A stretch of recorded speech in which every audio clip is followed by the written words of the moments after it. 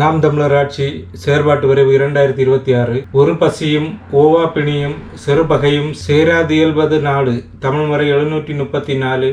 வள்ளுவ பெருமகனார். சிற்றூர்களின் பொருளாதார வளர்ச்சி. ஓர் அரசை சிறப்பாக நடத்த வேண்டுமென்றால் சிற்றூர்களின் பொருளாதார வளர்ச்சியை முதன்மைப்படுத்த வேண்டும். தற்சார்பு பொருளாதாரம். ஒரு நாட்டின் பொருளாதாரத்தை சம விழுக்காட்டில் வளர்த்தெடுக்க வேண்டுமென்றால் நாட்டின் பெருமளவு மக்கள் வாழக்கூடிய சிற்றூர்களை மேம்படுத்துவது மிகவும் முதன்மையானது. இங்கு ஸ்மார்ட் சிட்டி, ஸ்மார்ட் வில்லேஜ் திட்டம் இருக்கின்றதை தவிர நிலையான வளர்ச்சியை உறுதி செய்யக்கூடிய சஸ்டைனபிள் சிட்டி, சஸ்டைனபிள் வில்லேஜ் திட்டம் கிடையாது. அதற்கான செயல் திட்டங்களும் ஆளும் அரசுகளால் உருவாக்கப்படவில்லை. சிற்றூர்கள் வசதி. சிற்றூர்களை விட்டு மக்கள் வெளியேறி நகர்ப்புறங்களை நோக்கி வர காரணம் தரமான கல்வி, மருத்துவம், வேலை வாய்ப்புகள் போன்ற வசதிகள் எதுவும் பெருநகரங்களுக்கு இணையாக சிற்றூர்கள் கிடைப்பதில்லை. இதன் காரணமாக தான் நகரங்கள் நெருக்கடி மிகுந்து பிதுங்கி வருகிறது. சம அளவில் வளர்ச்சி. உடலில் எல்லா உறுப்புகளும் வலிமை பெற்று வளர்வதுதான் வளர்ச்சி. குறிப்பிட்ட பகுதி மட்டும் வளர்ந்து கொண்டே போவது வளர்ச்சி அல்ல, வீக்கம்.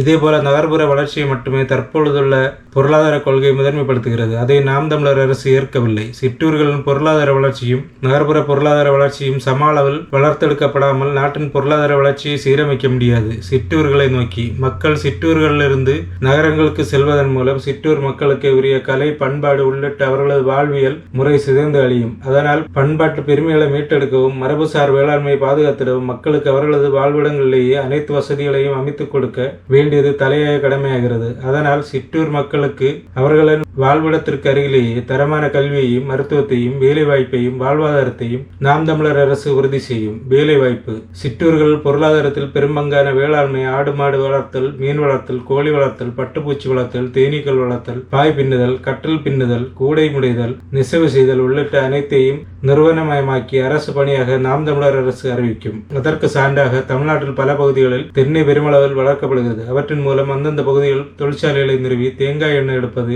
இளநீரை பதப்படுத்தி பாதுகாப்பான குளிர் பருவமாக மாற்றி ஏற்றுமதி செய்வது, தேங்காய் நாரை கொண்டு கயறு திரிப்பது, கற்றல் செய்வது, படுக்கை செய்வது உள்ளிட்ட பல மதிப்பு கூட்டப்பட்ட பொருட்களாக்கி உள்நாட்டு பொருளாதாரம் மேம்படுத்தப்படும். குடிநீர் மற்றும் நீர்வள மேலாண்மை. தமிழ்நாட்டில் சிற்றூர்களில் உள்ள முதன்மையான சிக்கல் குடிநீர் பற்றாக்குறையாகும். மழைநீர் சேகரிப்பு, ஊருணிகள், குளங்கள், ஏரிகள் சீரமைத்தல் ஆகியவை ஒருங்கிணைந்த திட்டமாக செயல்படுத்தப்படும். ஒவ்வொரு சிற்றூரிலும் நீர்வள மேலாண்மை குழு அமைக்கப்பட்டு நீர் வீணாகாமல் பயன்படுத்துவது உறுதி செய்யப்படும். எண்ம சிற்றூர்கள். ஒவ்வொரு சிற்றூரும் இணைய வசதியுடன் கூடிய எண்ம சிற்றூராக மாற்றப்படும். இணையவழி அரசு சேவைகள், எண்ம கட்டண முறைகள், வேளாண் குடிகளுக்கான இணையவழி சந்தை அணுகல், மாணவர்களுக்கான மின்னணு கற்றல் உள்ளிட்டவை நடைமுறைப்படுத்தப்படும். இதன் மூலம் சிற்றூர் மக்கள் நகரங்களை சார்ந்திருக்க வேண்டிய நிலை தவிர்க்கப்படும். பெண்களின் பொருளாதார தற்சார்பு நிலை. சிற்றூர்களை சார்ந்த பெண்களின் கடின உழைப்பினை தன்னுதவி குழுக்கள், சிறு தொழில் கடன்கள், சந்தை இணைப்புகள் மூலம் பொருளாதார அடிப்படையில் வலுப்படுத்துதல் முதன்மையானது. இதன் தேவையை கருதி பெண்கள் நடத்தும் தொழில்களுக்கு அரசு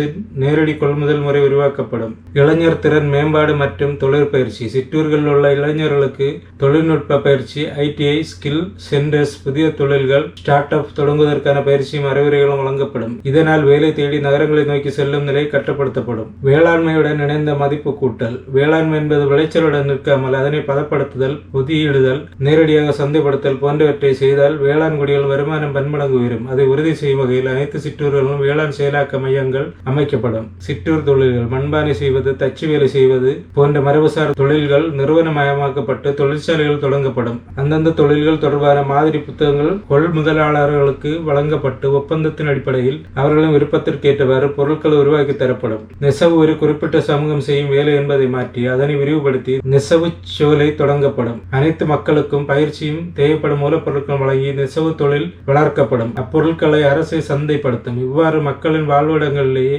அவர்களுக்கான வேலை வாய்ப்புகள் உருவாக்கப்படும். இதுதான் நமது திட்டம். சிற்றூரில் பொருளாதாரத்தை வளர்க்காமல் நகரமயமாதலை தடுக்க முடியாது. நகரமயமாதலை தடுக்காவிட்டால் நாடு முழுமையான வளர்ச்சி அடையாது. இதனால் மக்களின் வாழ்விடங்களிலேயே உள்ள வளங்களை கொண்டு வேலை வாய்ப்பை பெருக்கி சிற்றூர்களின் பொருளாதாரத்தை மீட்டெடுப்பதில் நாம் தமிழர் அரசு மிகுந்த கவனம் செலுத்தி பணியாற்றும்.